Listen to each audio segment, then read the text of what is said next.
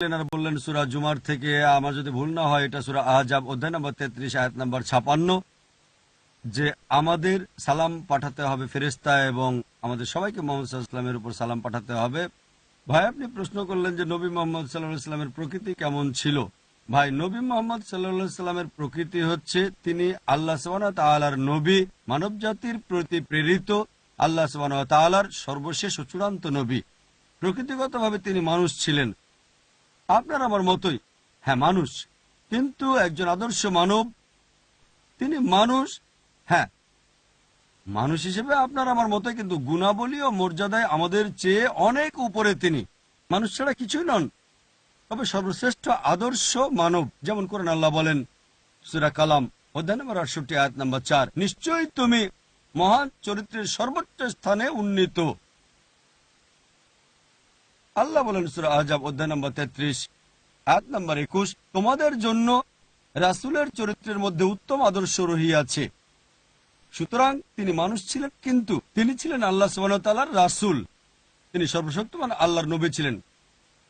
কারণ অনেক মানুষের ভিন্ন ভিন্ন ধর্ম আছে, আর তাদের সর্বশক্তিমান ঈশ্বর মানুষরূপে পৃথিবীতে নেমে আসেন, সুখ দুঃখের খোঁজ খবর নেন, যা পুরোপুরি অযৌক্তিক। ঈশ্বর যদি পৃথিবীতে আসেন, তিনি কিভাবে আদর্শ মানব হতে পারেন? আমি নমুনা পেতে চাইলে তাকে আমার মতো হতে হবে, যার খাওয়ার অথবা ঘুমের দরকার আছে। তাই মুহাম্মদ সাল্লাল্লাহু আলাইহি ওয়াসাল্লাম মানুষ ছিলেন, কিন্তু তিনি ছিলেন আদর্শ মানুষ। তিনি আল্লাহ সুবহানাহু ওয়া তাআলার সর্বশেষ ও চূড়ান্ত রাসূল ছিলেন।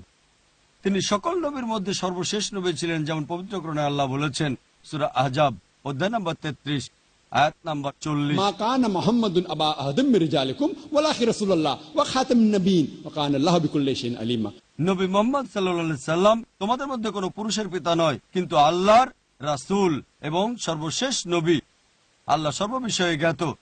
তাই আমাদের বুঝতে হবে যে নবী মুহাম্মদ সাল্লাল্লাহু আলাইহি সাল্লাম নবীদের শ্রেণীর অন্তর্ভুক্ত আল্লাহর রাসূল, যিনি মানবের মধ্যে শ্রেষ্ঠ মানব। আমাদের মতো সাধারণ মানুষদের চেয়ে নবীগণ বেশি বিপদ ও পরীক্ষার সম্মুখীন হয়েছেন। এর কারণ তাদের পদমর্যাদা, আর আল্লাহ পদ দিয়েছিলেন এবং এতে বিপদ ও পরীক্ষা তো থাকবেই। মুহাম্মদ সাল্লাল্লাহু আলাইহি ওয়াসাল্লামের একটা হাদিস আছে যে সাধারণ মানুষের চেয়ে নবী, রাসূল এবং আম্বিয়াগণ সর্বাধিক বিপদ ও পরীক্ষার সম্মুখীন হয়েছেন। তাই তিনি এক আদর্শ মানব ছিলেন। তিনি ছিলেন শ্রেষ্ঠ আদর্শ, কিন্তু মানুষ। তিনি বাশার। আলহামদুলিল্লাহ সুম্মা আলহামদুলিল্লাহ, আল্লাহ সুবহানাহু ওয়া তাআলার পরে যাকে আমরা ভালোবাসি, অনুসরণ করি আর তার জন্য মরতে পারি, তিনি মুহাম্মদ সাল্লাল্লাহু আলাইহি ওয়াসাল্লাম। কিন্তু তিনি আল্লাহ সুবহানাহু ওয়া তাআলার রাসূল এবং আদর্শ মানব। আশা করি উত্তরটা